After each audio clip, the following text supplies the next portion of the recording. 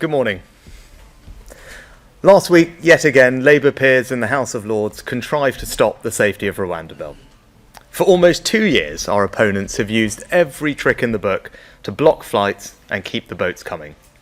But enough is enough. No more prevarication, no more delay. Parliament will sit there tonight and vote no matter how late it goes. No ifs, no buts, these flights are going to Rwanda. We are going to deliver this indispensable deterrent so that we finally break the business model of the criminal gangs and save lives.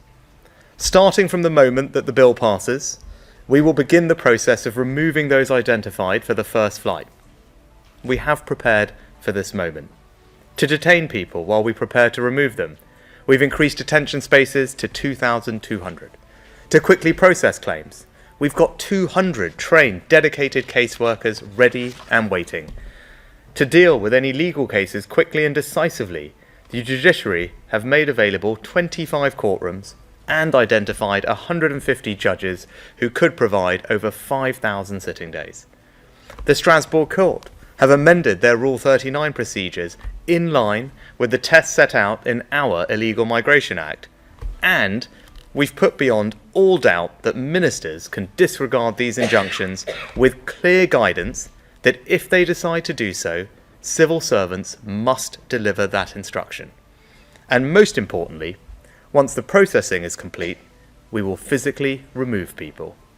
And to do that, I can confirm that we've put an airfield on standby, booked commercial charter planes for specific slots, and we have 500 highly trained individuals ready to escort illegal migrants all the way to Rwanda, with 300 more trained in the coming weeks.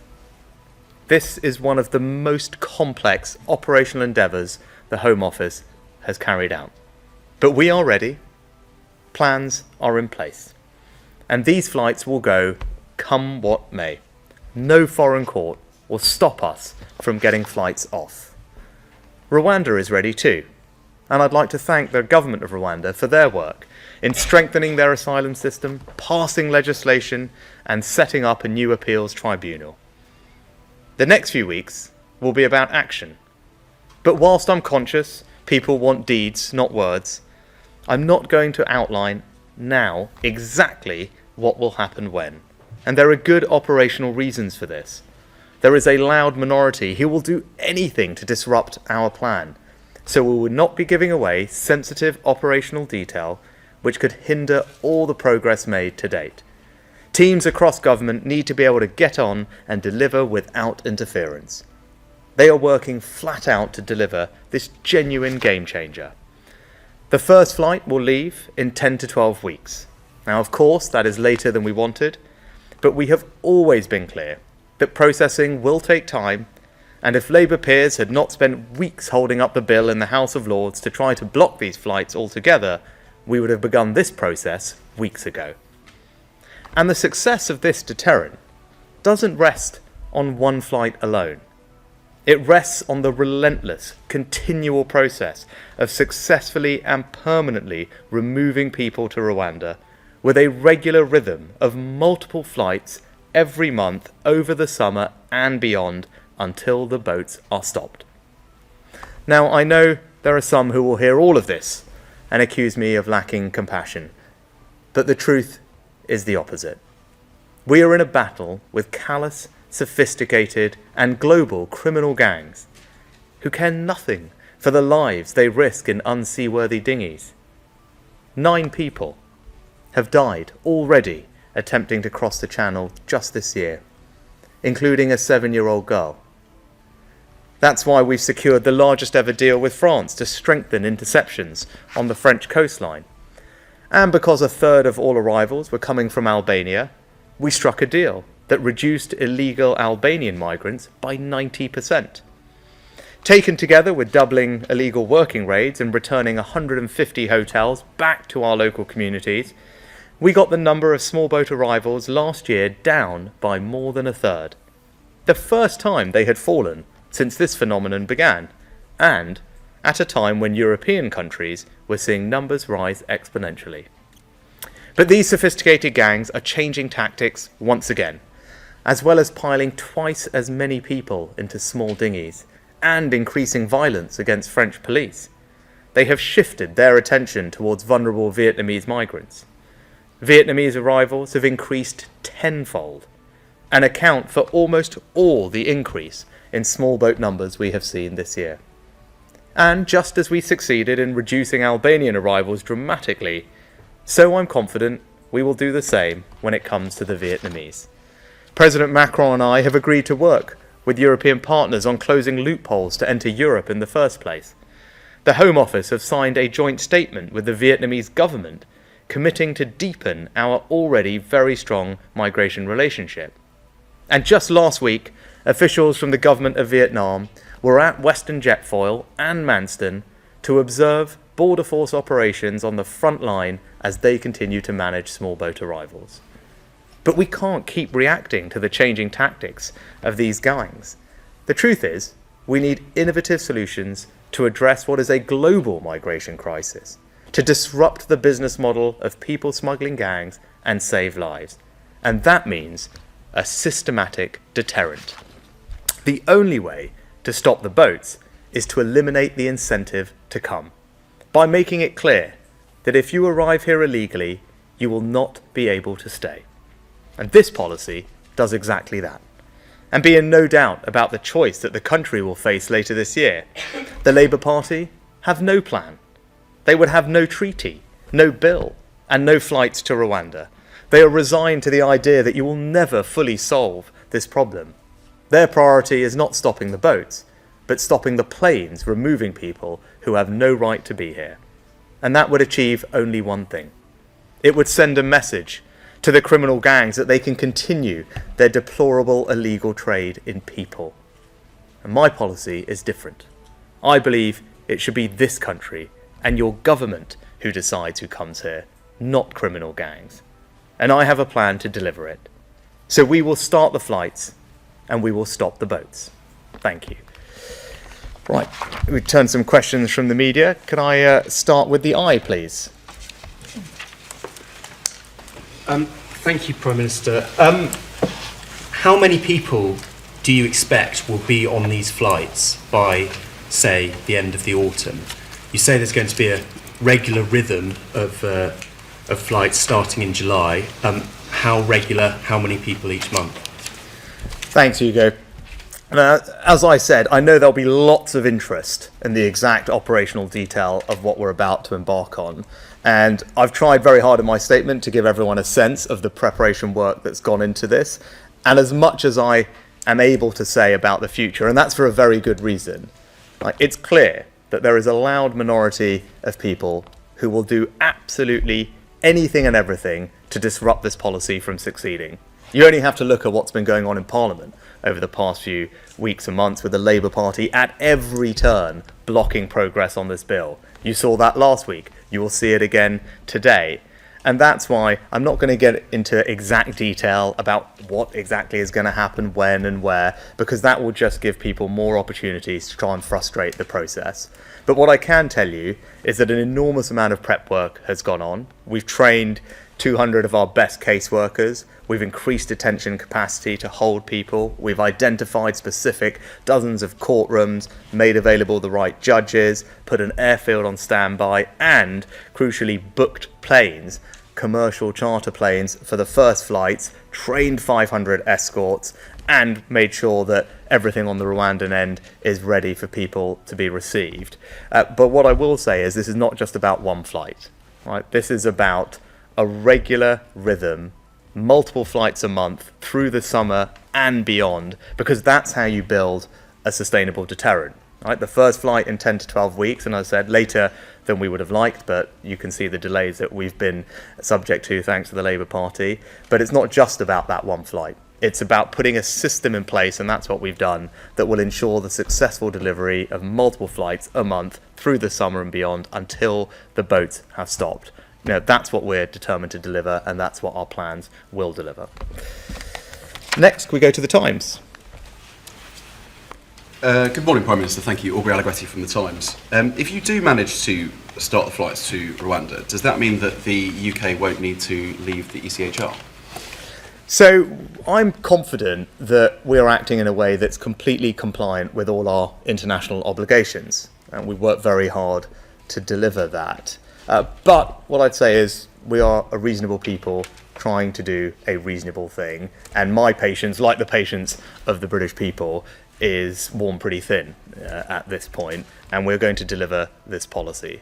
And we've now not just worked very hard to do it in a compliant way. Parliament has also certified that, or will certify when this bill is passed, that Rwanda is safe. We've addressed all the concerns that have been raised with us from the Supreme Court and others. So at this point, now's the time for the flights to go. And I'm not going to let a foreign court, given all of that, block us from getting flights up and this deterrent up and running. You know, the bill contains a very specific power that makes it clear that it's for ministers to decide whether to comply with temporary Rule 39 orders. Now, we wouldn't have put that power in there unless I was prepared to use it. But what we have also done is amended the guidance for civil servants that make it crystal clear that if ministers do make that decision, that civil servants will implement that decision. So I think everyone can be pretty clear about my intentions. And then the last thing I would say is that, like, if it ever comes to a choice between our national security, securing our borders, and membership of a foreign court, I'm of course always going to prioritise our national security. That's the right thing for the British Prime Minister to do, and that's what I would do. Next, can we go to the Express? Thank you, Prime Minister. Steph Spiro from the Daily Express. You've said repeatedly that this policy will stop the boats. Does that mean you will rule out a summer general election to give it more time to work before going to voters? And then, if I may very quickly, do you have confidence in the Met Police Commissioner, Sir Mark Rowley? So on, look, I've said what I've said about an election multiple times before. I'm working to assumption is for an election in the second half of the year. We remain, that remains the case. And also, as I said, everything I've said on the timing of this is as I've said. Now, you talked about deterrent though. And I think that is important because, as I said, this is not just about one flight, it's about multiple flights. That's how you build a deterrent. That's what our preparatory work has been designed to deliver. But also, I believe in deterrence. The National Crime Agency has made it clear that you need deterrence. And we've seen the success of deterrence, whether that's in Australia with their programme, but also here, and how we dealt with illegal migrants from Albania. They accounted for a third of illegal migrants coming in boats before I got this job. We put in place a new deal with Albania. We returned thousands of illegal migrants back to Albania last year. And that's why the numbers coming from Albania declined by over 90%.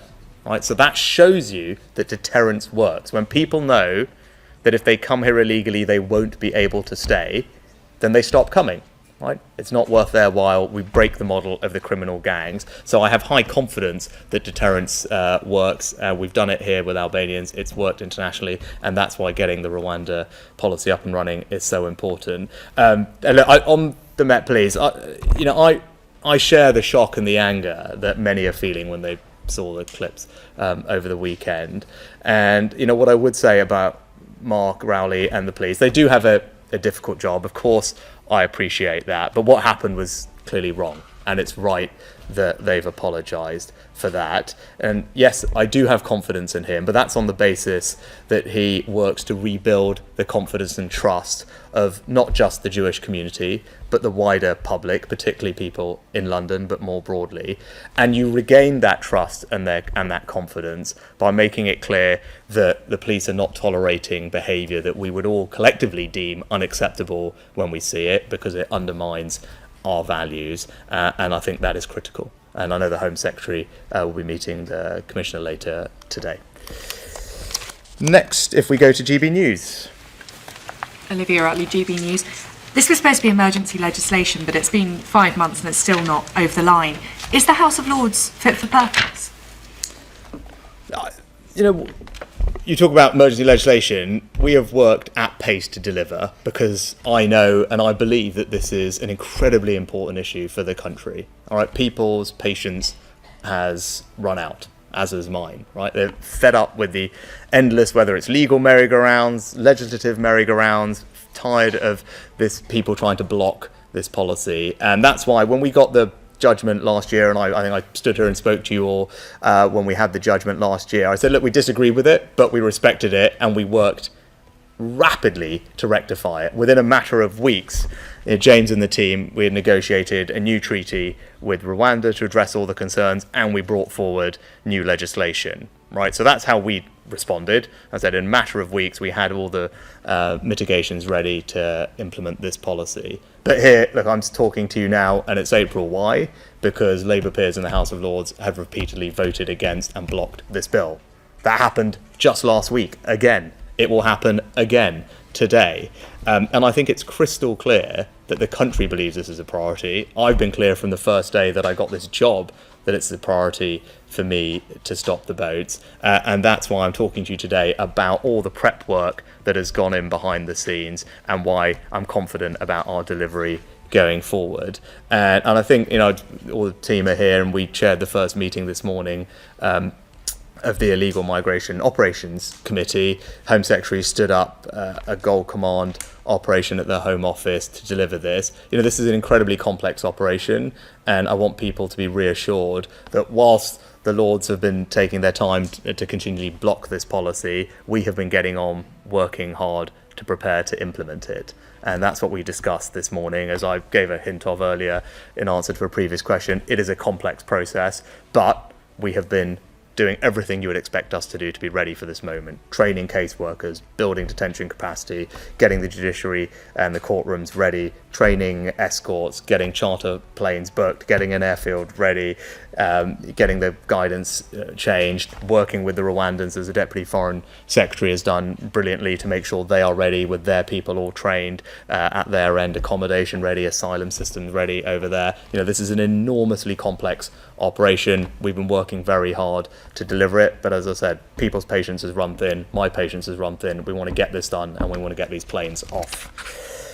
Next, Sky News. Oh, thank you. Prime Minister, you hope to get the flights finally away in the summer.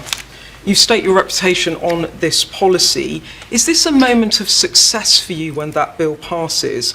And do you have to remove thousands of asylum seekers before a general election to close the gap in the polls and regain voters' trust? Success is when the boats have been stopped. Right? That's what the country expects. That's what the government and I are committed to delivering. And yes, whilst 10 to 12 weeks from now is later than we wanted, as I've been talking about, the delay for that is crystal clear and obvious to everybody. You have Labour peers blocking this time and time again last week, again today, but we've been preparing, and I won't rehash all the things that we've been doing. We've been preparing, we're ready, and we will implement this policy. And what I'd say is, I think people can have some confidence about my commitment to deliver this because of our record to date, right? And I remember when I got this job, there seemed to be this general sense that no one could do anything about this. Like, this is just something we had to live with. It was just a fact of modern life. The numbers had gone up every year, doubled, quadrupled over the past few years before I got this job. And I didn't think that was right, because this is fundamentally wrong. It's fundamentally unfair that people jump the queue, undermine our sense of fairness, and come here illegally, put pressure on services, and, by the way, risk their lives and are exploited by criminal gangs in the process. None of that is right. And I do think we can do something about it. And I think our record since I became PM is one where we can make a difference. We got the numbers down by 36% last year. For the first ever time, right? For the first ever time, the numbers were down, they were up in Europe. We are now on track to return 150 hotels back to local communities, right? That is fantastic. Communities across the country had seen their local hotel taken over to house illegal migrants. 150 of those returned back to their local communities. We've arrested almost 1,000 people connected with this trade, right? And there's something like over 300 or 400 years worth of jail sentences for those that have already been convicted. We shut down 7,000 bank accounts. We've arrested thousands of people on illegal working raids. So look, all of that, the asylum backlog, which I said we would clear, we cleared it. We tripled the productivity of our caseworkers. We doubled the number that we hired. We processed more people last year than in the last 2 decades, right? So all of that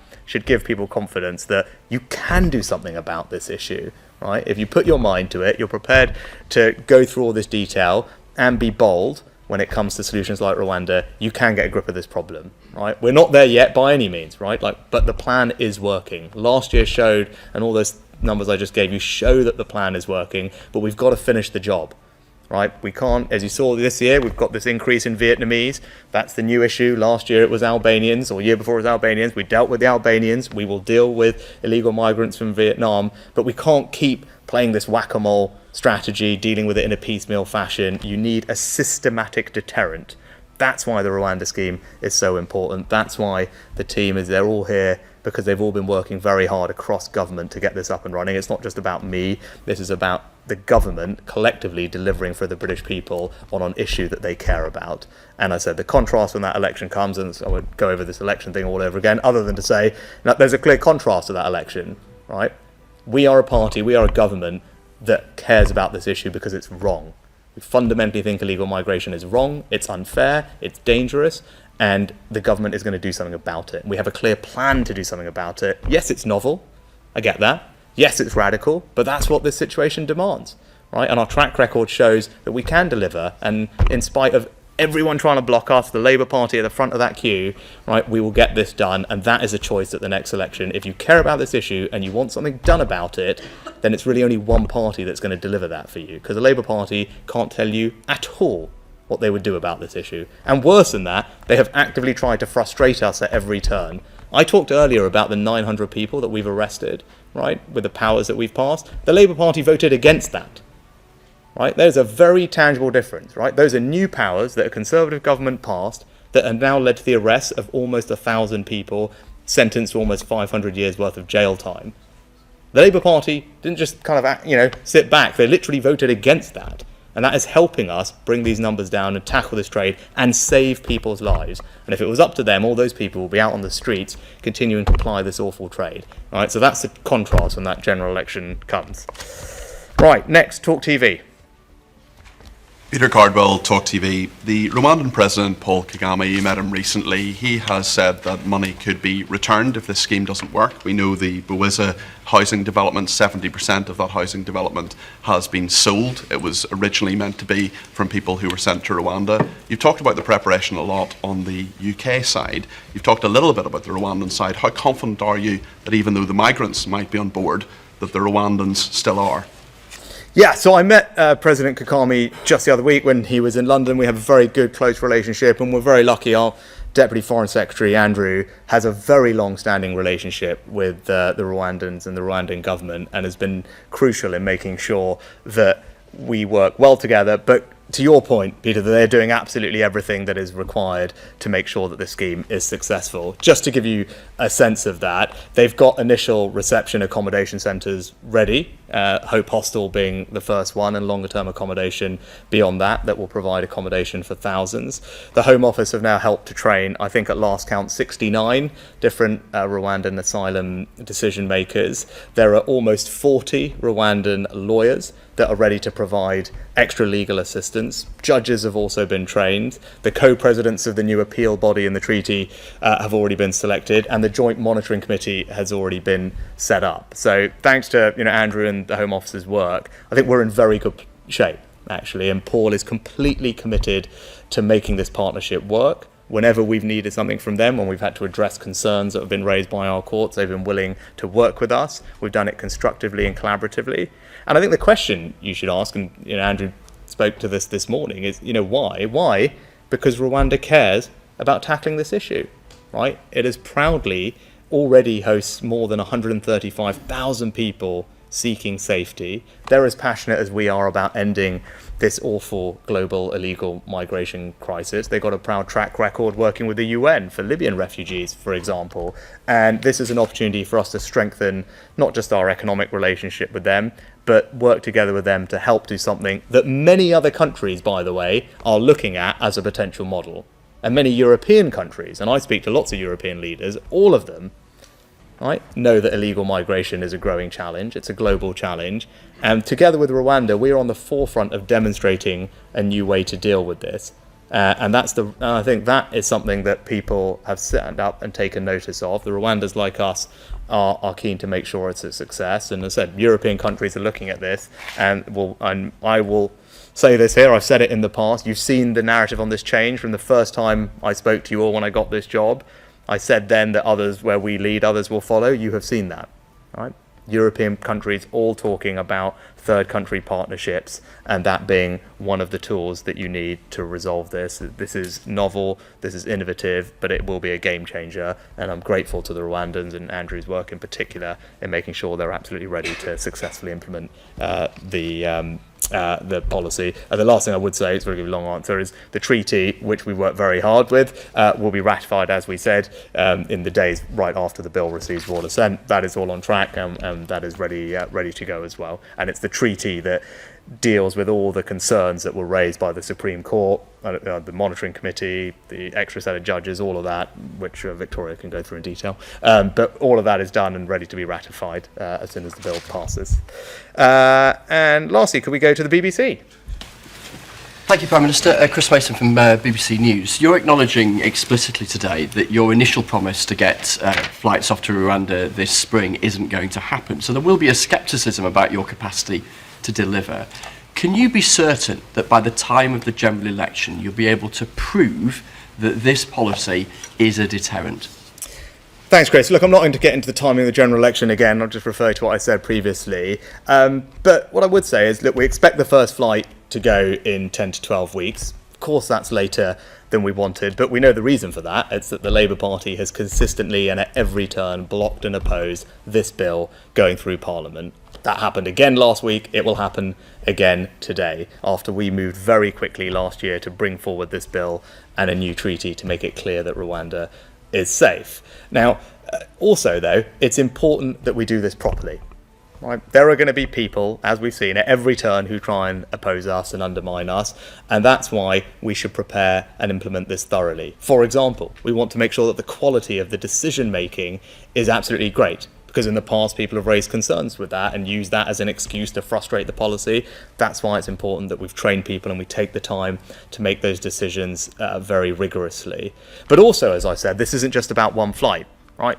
Yeah, could you rush and get one flight off? Maybe you could, but that's not the priority here. The priority is being able to deliver a regular rhythm, a drumbeat of multiple flights a month over the summer and beyond, because that's how you build a systematic deterrent, and that's how you will stop the boats. And that is a system that the team and I have worked very hard to put in place, and it's important that we take the time to get that right, to build the deterrent that we all want to see to stop the boats. And lastly, as I said previously, when people say, can people have confidence and trust, I'll just point you to what we've already achieved. Last year, for the first time, the number of small boat crossings down by 36%, 150 hotels being returned back to local communities in just a few weeks' time, thousands of people arrested, more raids, the backlog getting cleared, and all the preparation work that I've given you a sense of today should give people the confidence that we are ready, plans are in place, these planes will go. That's what I said we would deliver, and that's what we will deliver. Good. Thank you very much.